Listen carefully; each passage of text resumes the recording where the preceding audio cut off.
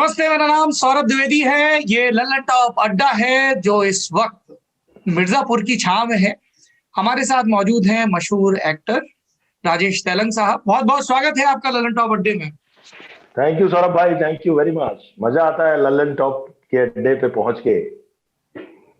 और हमें मजा आता है मिर्जापुर की दुनिया में दाखिल होकर। और रमाकांत पंडित का जब किरदार देखते हैं तो मन में कई सवाल उमड़ते हैं, तो हमें लगा कि आपसे पूछ ही लेते हैं अपने तमाम दर्शकों की बिना पर। पहला सवाल मैं राजेश तेलंगी ये जानना चाहता हूँ कि ये जो रमाकांत पंडित का किरदार है, सीजन 1 में हम देखते हैं उसकी एंट्री होती है तो वो कचहरी में एक गुंडई कर रहे व्यक्ति को धो रहा है, लेकिन पूरा जो कैनवस फैलता है 2 सीजन में वो लगातार प्रिंसिपल्स की बात करता है। तो इस कैरेक्टर में दाखिल होना आपके लिए कितना चैलेंजिंग था? क्या था इसका पूरा होराइजन कि इसको ऐसे अप्रोच करना है, इसको ऐसे डेवलप करना है? देखिए, कैरेक्टर में दाखिल होना तो किसी भी कैरेक्टर में दाखिल होने की प्रक्रिया जैसा ही है।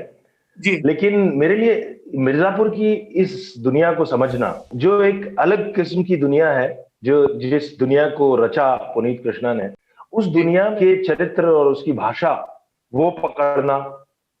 और सौरभ भाई, हमेशा क्या होता है कि ऐसा बिल्कुल क्या कहे ना, कैरेक्टर आप करते हैं ना जो बिल्कुल सच्चा सीधा ईमानदार हो, वो बड़ी जल्दी बोरिंग सा लगने लगता है। तो एज एन एक्टर वो बड़ा चैलेंजिंग होता है कि उसको इंटरेस्टिंग कैसे बनाया जाए, हाँ, क्योंकि जो क्योंकि कैरेक्टर उसमें एक किस्म की अनप्रिडिक्टेबिलिटी भी है वो है, आपके किरदार में। हाँ।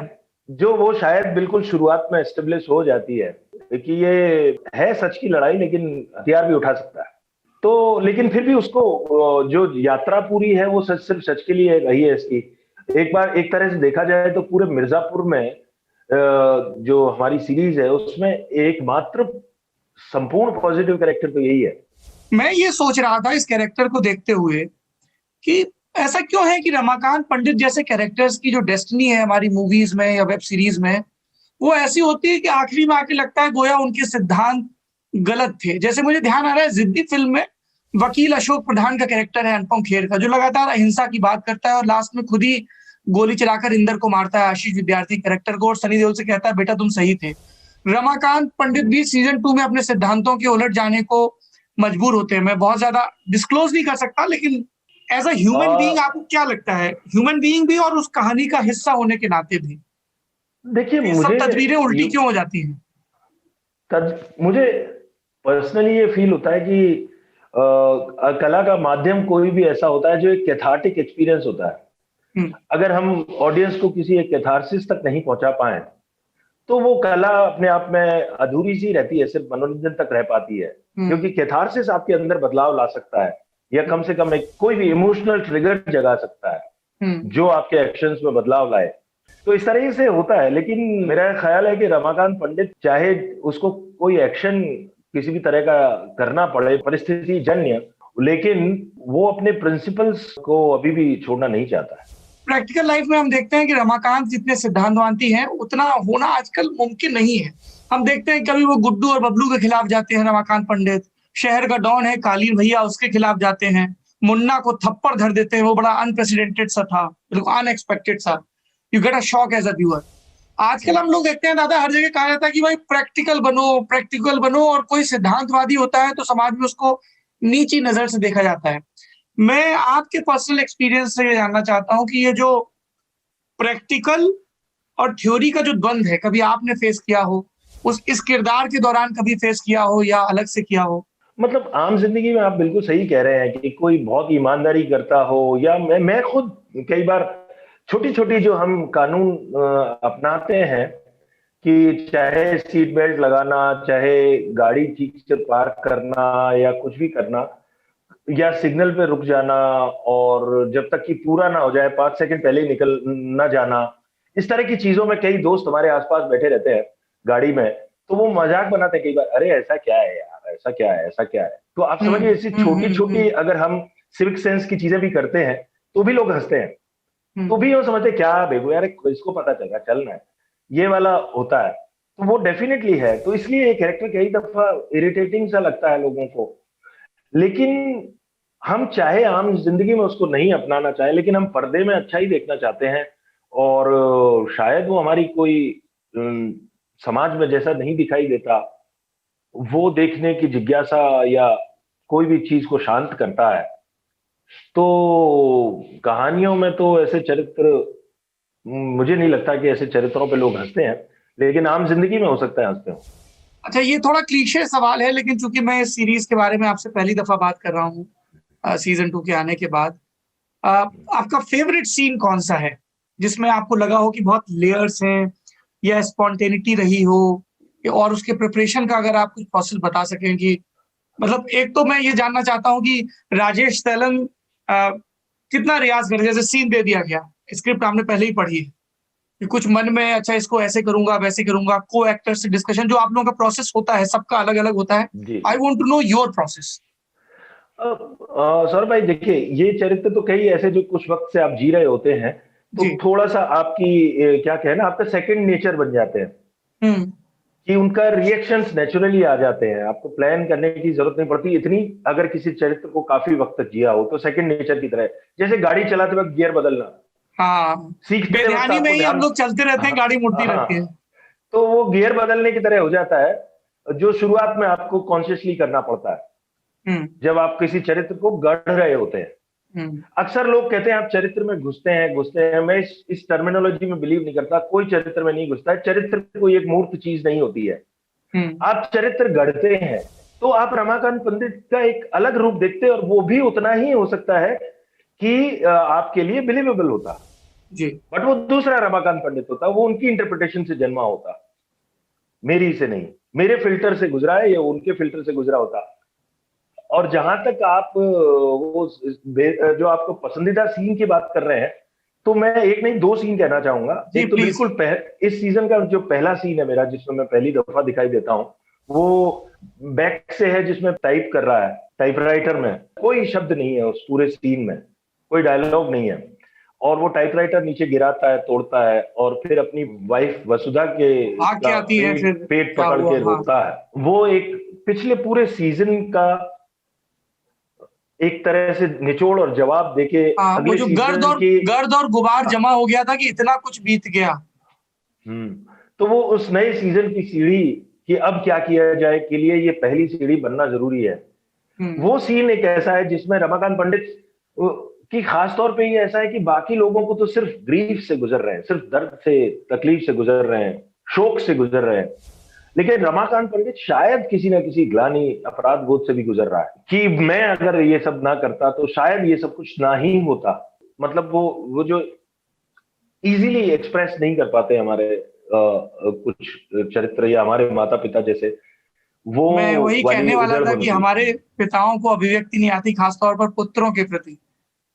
जी, तो वो वाली अभिव्यक्ति शायद रमाकांत को नहीं आती है, और उसी अभिव्यक्ति को वो किस तरह से अपनी पत्नी के सामने भी व्यक्त या शेयर करने की, उस ग्रीफ को शेयर करने की एक नाकाम सी कोशिश करता है। वो टाइपराइटर में टाइप कर रहा है, जो सीन कट गया शायद, कि अपने बेटे की और बहू की लाश, जो बॉडी हासिल करने के लिए जो लिखा जाता है पत्र, तो वो सीन है। और एक सीन है जब गुड्डू घर में आता है और वो कहता है अब भी हम नहीं रुकेंगे, माँ कह रही है रुक जाओ, और ये कह रहा है कि जाओ, और वो भी जाना चाहता है। तो उसमें एक एक अच्छा सा टच बना था कि वो माँ उसको बेटे को खींच रही है और मैं उसको कंधे से खींच रहा हूँ।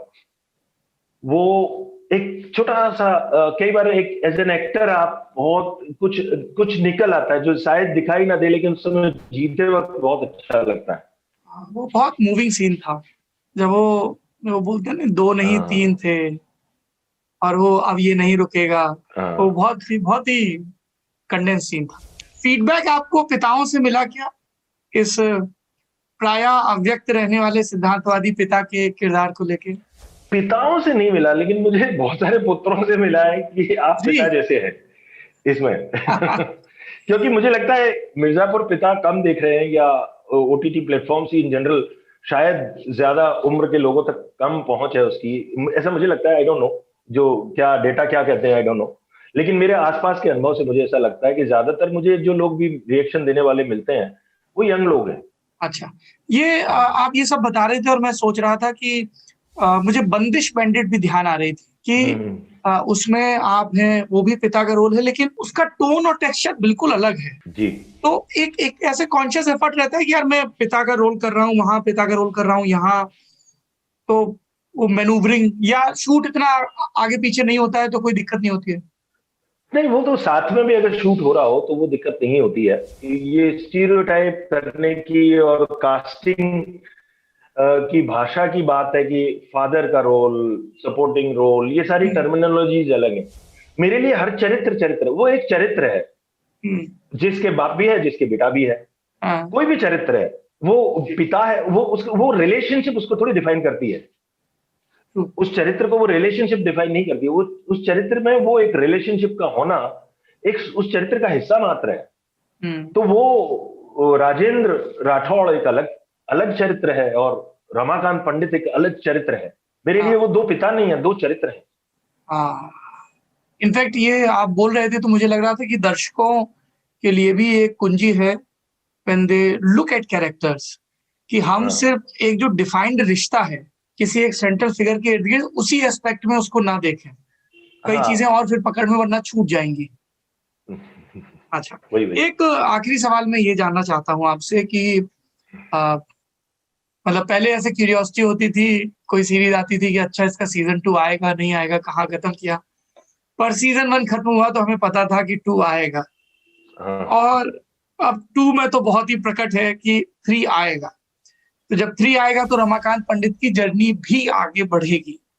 और जितना हम 2 सीजन में समझ पाए हैं इस किरदार को कि सिद्धांतवादी को आप जब तक बिल्कुल कॉर्नर ना करो, बेबस ना करो, तो जैसा गांधी जी ने कहा था 42 वाले आंदोलन में जी। कि ये कायरों की अ, अहिंसा नहीं है, ये साहसियों की अहिंसा है। और आखिरी में जब उन्होंने करो या मरो का नारा दिया था तो लोगों ने कहा था कि अब गांधी जी ने भी कह दिया है भाई कि इतना चलो। मत दब जाओ, है ना? हाँ। तो रमाकांत पंडित का किरदार सीजन 3 में क्या मतलब, चूंकि अगर लॉ और उसकी इंटीग्रिटी के हिसाब से चाहे तो लगता है कि सरेंडर करेगा, लेकिन कुछ और भी हो सकता है। तो काफी स्पेकुलेशन चल रहे हैं इसको लेके। देखिए, यूं है कि अभी तक तो मुझे सीजन 3 का ही नहीं पता, तो रमाकांत पंडित क्या करेगा ये मैं कैसे कह दूं। हाँ, दूसरा ये है कि वो वो जो घटना को अंजाम दिया रमाकांत जी, पंडित ने आखिर में, जी, वो उसके तुरंत बाद बैठ के यही कहता है कि मुझ में और तुम में गुड्डू फर्क ये है कि हम तो सरेंडर करेंगे। तो ये उसका पहला ख्याल तो ये है। हाँ। अब उसके आगे का ख्याल पता नहीं क्या होता है, क्योंकि ख्यालात बदल भी सकते हैं।